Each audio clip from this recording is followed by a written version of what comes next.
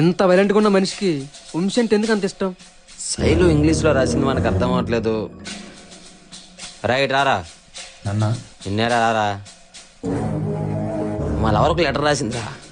ఈ ఎదవలకి ఇంగ్లీష్ చదవడం రావట్లేదు, నువ్వు చదివి పెట్టి. Hi Shiva, I have thinking of telling you. ఏమంటుందిరా? ఏమంటది? నువ్వంటే ఇష్టం అంటది. ఏరా నిజమేనా? అవునన్నా. ఇదేంటి నేను ఇష్టం అంటే ఇంత లెటర్ రాయలా?